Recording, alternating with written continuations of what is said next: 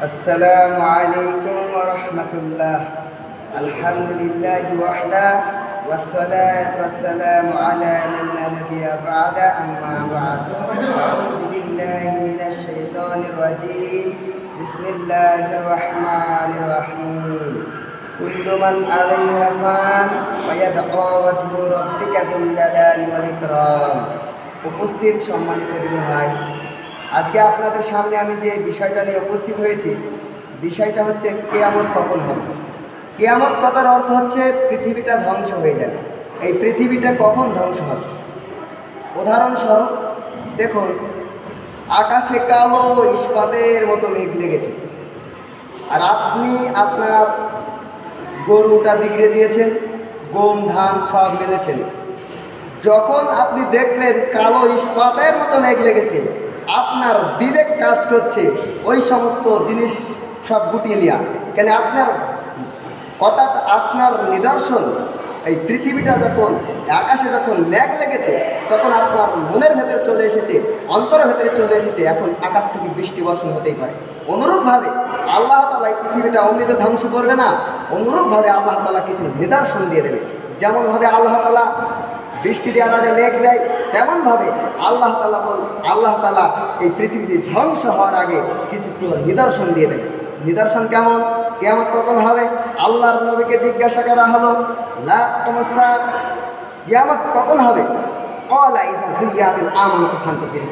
কিয়ামত ততদিন পর্যন্ত হবে না যতদিন পর্যন্ত আমানতদারকে আমানত দেওয়ার পর আমানতে খেয়ানত না হচ্ছে। শিক্ষিত ব্যক্তিকে অশিক্ষিত জায়গাতে অশিক্ষিত ব্যক্তিকে দেওয়া হবে, তখন কিয়ামত হবে। যোগ্য স্থানে অযোগ্য লোককে যখন বসিয়ে দেওয়া হবে, তখন কিয়ামতের পূর্ব লক্ষণ হবে। এটাই কিয়ামতের পূর্ব লক্ষণ। আজ অধিকাংশ দেখা যাচ্ছে মসজিদের কমিটি অশিক্ষিত, দেশের নেতা অশিক্ষিত, এই সমস্ত শিক্ষিত জায়গায় অশিক্ষিতকে যখন বসানো হবে, তখনই কিয়ামত হবে। কিয়ামতের একটি সবথেকে বড় পূর্ব লক্ষণ, অতদিন পর্যন্ত কিয়ামত হবে না যতদিন পর্যন্ত অধিকাংশ ভূমিকম্প না হচ্ছে। আর এই অধিকাংশ ভূমিকম্পটা হয় একটা কিয়ামতের পূর্ব লক্ষণ। আর কিয়ামতের সবথেকে একটি বড় পূর্ব লক্ষণ, নবী করিম সাল্লাল্লাহু আলাইহি ওয়াসাল্লাম বলেন, লা তাকুমুস সাআতু হাত্তা ইয়াকরাহান নাসু ফিল মাসাজিদ। কিয়ামতের সবথেকে একটি বড় পূর্ব লক্ষণ, অধিকাংশ সমাজে দেখা যায় মসজিদ তৈরি করবে, কিন্তু মসজিদ নিয়ে তারা গৌরব করবে। মসজিদ তৈরি করবে, কিন্তু মসজিদ নিয়ে তারা গৌরব করবে, চাচ্ছিল্য দেখাবে, আমাদের মসজিদ এত উন্নত মানের, আমাদের মসজিদ এত উন্নত মানের। এই সমস্ত যতক্ষণ না ঘটছে, ততক্ষণ কিয়ামত হচ্ছে না। কিয়ামত আল্লাহ তাআলা পবিত্র কোরআনে সূরা রহমান সূরা নম্বর 55 আয়াত নম্বর 26-27 ভিতরে বলছেন, কুল্লু মান আলাইহা ফান ওয়া ইয়াবকা ওয়াজহু রাব্বিকা যুল জালালি ওয়াল ইকরাম।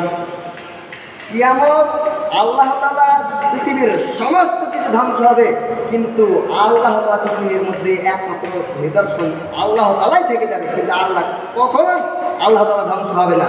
আল্লাহ তাআলা পৃথিবীটা ধ্বংস করবে, কিন্তু আল্লাহ তাআলা ধ্বংস হবে না।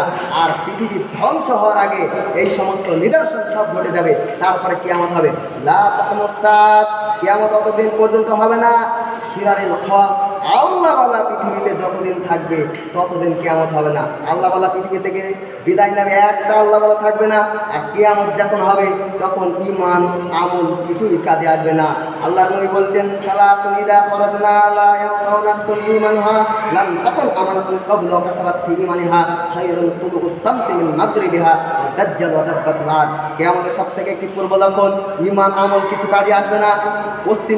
পশ্চিম দিক থেকে সূর্য উদিত হবে, আর দাজ্জালের আবির্ভাব হবে, আর দাব্বাতুল আরদ বেরিয়ে আসবে। তখন ঈমান এবং আমল এই পৃথিবীতে কোনো কাজে আসবে না।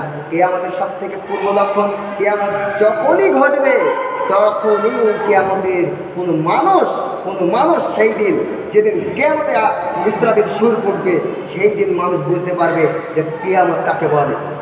আপনাদেরকে বলছি, আপনারা কিয়ামতের দিকে ভয় রেখে, কিয়ামতের দিনকে ভয় করে পৃথিবীর এই সমস্ত নিদর্শনগুলি কাজ দেখিয়ে আমরা যাতে কিয়ামতের আল্লাহকে ভয় করে আমরা সঠিক দিনের উপর আমল করে এই সমস্ত নীতিকে ত্যাগ করে কবর দিয়ে আমরা যেন কিয়ামতকে ভয় করে আমরা চলতে পারি। এবং আল্লাহ তাআলা আমাদেরকে দান করুন। আমরা সকলে বলি আল্লাহুম্মা আমিন।